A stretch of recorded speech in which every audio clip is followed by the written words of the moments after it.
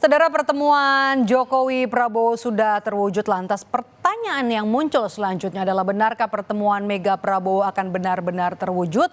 Lalu seberapa besar peluang kader PDIP bakal masuk ke dalam jajaran Menteri Prabowo nanti? Kita akan bahas bersama dengan Direktur Parameter Politik Adi Praitno. Mas Adi, selamat sore. Kalau nanti memang pertemuan antara Prabowo dan juga Mega ini benar-benar bertemu, apakah ini kemudian jadi momentum PDI bergabung dengan pemerintahan Prabowo Gibran? Ya, saya kira itu akan menjadi penebal bahwa sebenarnya PDIP dan Gerindra, Prabowo Subianto dan Megawati Soekarno Putri sangat mungkin akan berkoalisi di 5 tahun yang akan datang. Karena saya kira tanda-tanda alamnya bahwa PDIP akan bergabung dengan Prabowo Subianto ini sudah mulai kelihatan secara signifikan. Pertama misalnya kita sering kali mendengar pidato Prabowo Subianto yang mengatakan politik itu harus saling merangkul, politik itu saling guyup ya? akomodatif. Ya, politik saling akomodatif, bahwa bersaing itu ala kadarnya. Tapi setelah Pilpres usai, satu sama yang lain, pihak-pihak yang selama ini saling berseteru, saling berkompetisi, itu bisa berkongsi untuk kepentingan bersama. Itu kan tanda alam yang menurut saya mazhab politik Prabowo memang ingin merangkul semua hal, semua orang dan semua pihak, sekalipun pihak-pihak itu adalah berseberangan selama ini. Yang kedua, pernyataan orang Gerindra yang lain mengatakan akan ada kader PDIP yang akan menjadi menteri dari kabinet Prabowo dan Gibran, dan itu dinyatakan oleh sekjen partai yang saya kira menjadi penegas ya betapa memang arah soal bagaimana PDIP berkoalisi dengan Prabowo semakin jelas. Sementara tanda-tanda alam yang ketiga, elit-elit PDIP pun juga sering mengatakan bahwa mereka sudah sering berkomunikasi dengan elit-elit Gerindra soal kemungkinan kerjasama di masa yang akan datang. Apalagi mereka mengatakan ketika ketua DPR dijabat lagi oleh Puan Maharani, itu artinya sejak saat itulah sebenarnya kerjasama politik antara PDIP dan Gerindra menjadi titik tolak untuk melakukan kerjasama di masa yang akan datang. Jadi ini adalah variabel yang menurut saya bisa mengunci bahwa sebenarnya pertemuan Prabowo Subianto dan Megawati jika ini dilakukan sebelum pelantikan 20 Oktober sebatas formalitas untuk mengesahkan bahwa sebenarnya kedua belah pihak ini sudah sangat siap untuk saling bekerja sama. Kita sudah bisa lihat ya disusunannya di MPR DPR. Tapi kan kalau kita bicara nih soal PDIP nih, Mas Adi, kita tahu di Pilpres kemarin PDIP ini firm, lantang betul narasinya soal Pilpres, kemudian juga ada kecurangan di Pilpres. Mungkinkah sekarang berbalik arah, merapat ke pemerintah? Ya, saya kira memang tidak bisa dibantah, Mbak Maidop ya, bahwa PDIP memang sepanjang pemilu di 2024 mengkritik betapa pemilu di 2024 ini dianggap sangat brutal, tidak fair, tidak netral, dan penuh dengan indikasi-indikasi kecurangan.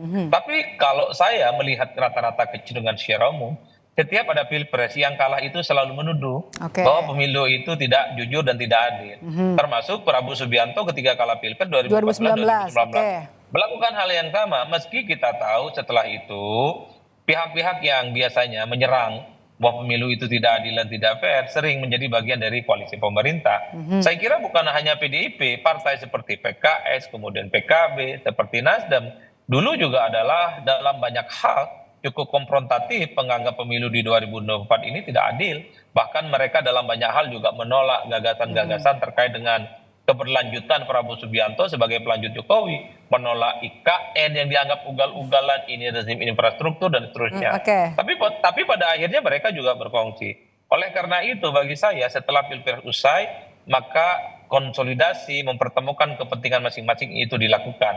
Saya melihat titik temu koalisi antara PDIP dengan Gerindra, Megawati dan Prabowo itu adalah kepentingan politik bersama. Disitulah yang menurut saya di mana dua partai ini, dua belah pihak ini sebenarnya tinggal nunggu waktu untuk saling berkoalisi untuk disahkan segera. Jadi Anda melihat PDIP yang paling terakhir nih untuk balik arah ya? Sepertinya begitu.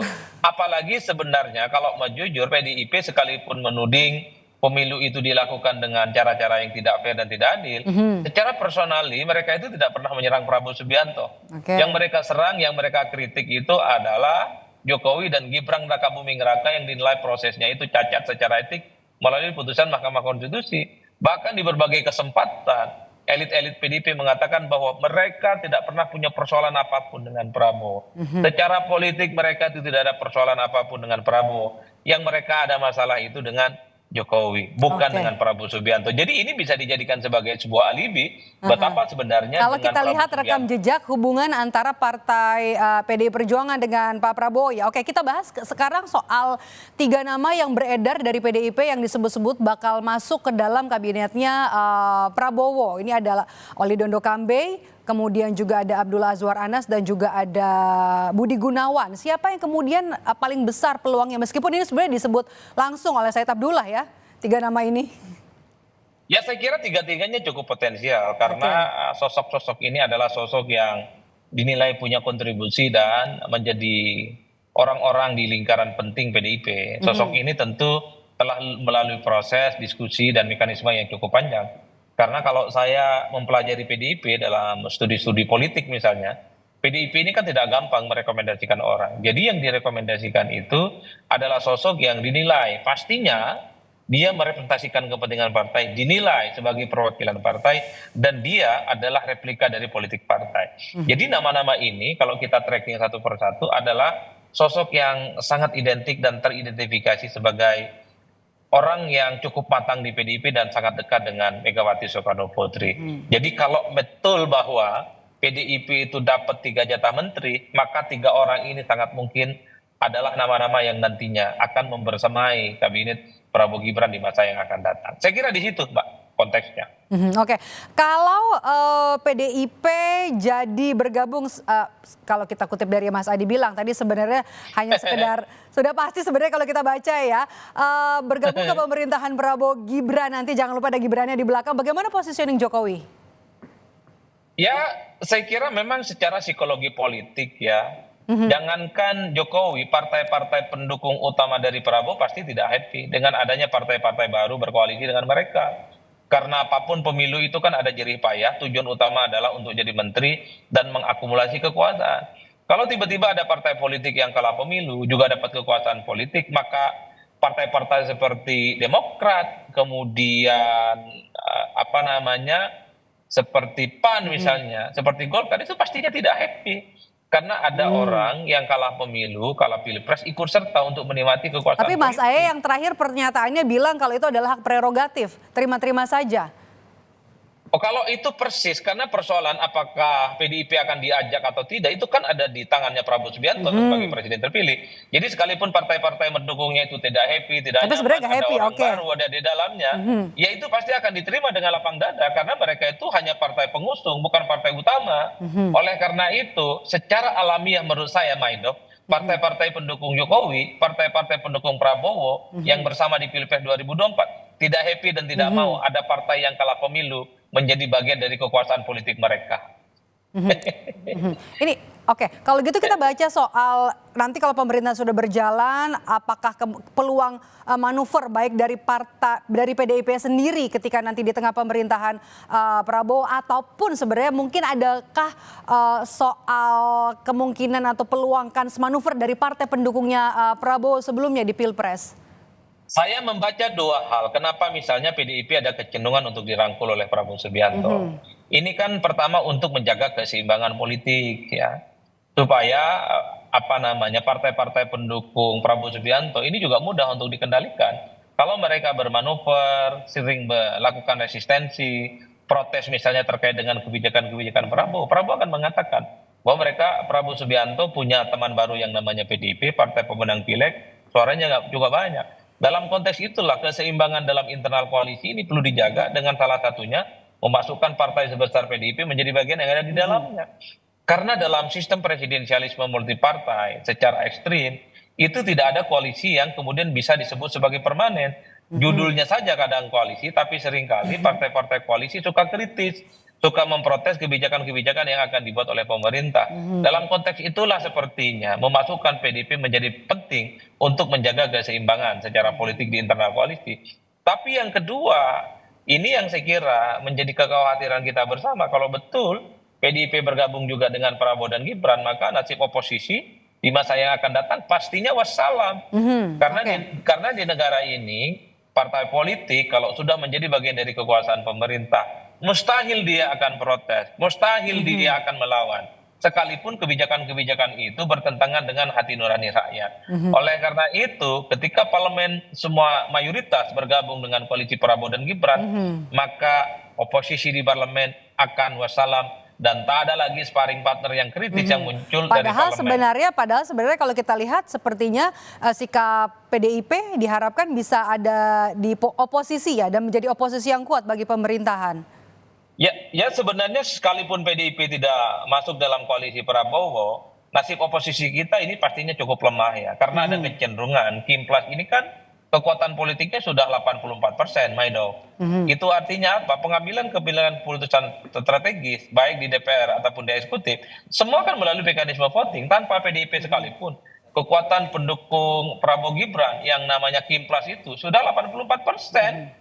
Apalagi kalau PDIP jadi bergabung dengan Prabowo dan Gibran, ini semakin mematikan betapa oposisi di parlemen tidak akan ada lagi jalan ceritanya di kemudian hari. Satu-satunya cara, instrumen yang bisa memberikan perimbangan secara kritis kepada pemerintahan di masa yang akan datang, kepada DPR di masa yang akan datang, adalah kelompok-kelompok aktivis, pegiat demokrasi, kelompok-kelompok kritis, dan gerakan-gerakan civil society. Hanya melalui mereka lah bagaimana pemerintahan ke depan ini harus dikawal. Hanya melalui gerakan-gerakan ekstra parlementer inilah kebijakan-kebijakan politik pemerintah yang potensial tidak pro rakyat itu harus dilawan dan dituntaskan setuntas-tuntasnya. Oke, saya mundur sedikit nih, Mas Adi. Kita kalau bicara soal pertemuan antara Prabowo Subianto dengan Megawati Soekarno Putri yang kita belum tahu sebenarnya bakal dilakukan kapan, meskipun disebut-sebut hanya menunggu momen dan sebelum pelantikan rencananya akan digelar. Tapi ini jadi menarik karena sebelum ada pertemuan ini terwujud begitu ya, ada pertemuan antara Prabowo dan juga Presiden Jokowi meskipun ada dalam satu kabinet, tapi kan ini juga jadi pertemuan yang menarik sebelum pertemuan antara Megawati dan juga Prabowo Subianto. Apa yang mau kita baca dari pertemuan ini dan juga sikap Jokowi? Saya kira banyak hal yang bisa kita tafsirkan. Pertama, sepertinya pertemuan antara Jokowi dan Prabowo ini kan ingin menepis bahwa hubungan keduanya itu tidak akur, tidak mesra menjelang peralihan kekuasaan politik. Apalagi ada yang mengait-ngaitkan persoalan ini juga dengan akun Fufu Fapa sehingga kedua tokoh ini renggang. Foto ini ingin menegaskan bahwa Jokowi dan Prabowo itu yang mereka lihat adalah bagaimana membangun Indonesia ke depan, bukan lagi apa yang terjadi di masa lampau. Itu yang pertama. Yang kedua mungkin juga Pak Jokowi itu ingin mengkonfirmasi bahwa statement-statement beliau yang misalnya dianggap akan pulang ke Solo tanggal 20 Oktober dan tidak hadir dalam pelantikan. Itu dikonfirmasi sebagai bentuk ketidakhadiran dan juga digoreng kan, di X khususnya sebagai sebuah isu yang wah ini menjadi tanda-tanda hubungan yang tidak baik antara keduanya.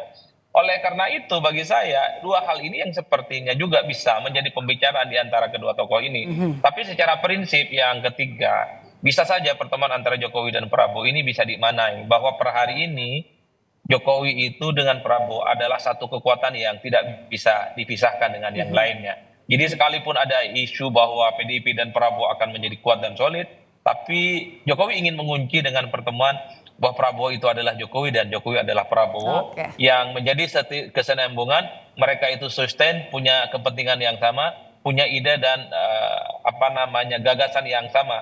Bagaimana proyek-proyek mercusuar dan kepentingan politik bersama di 5 tahun yang akan datang sama-sama diakomodir untuk kepentingan bersama demi kepentingan mereka dan tentu untuk bangsa dan negara. Sepertinya itu pesan politiknya yang ingin disampaikan. Baik, terima kasih sudah memberikan ulasan di Rumah Pilkada hari ini, Direktur Eksekutif Parameter Politik, Mas Adi Praitno sudah bergabung bersama kami. Sehat selalu, Mas Adi.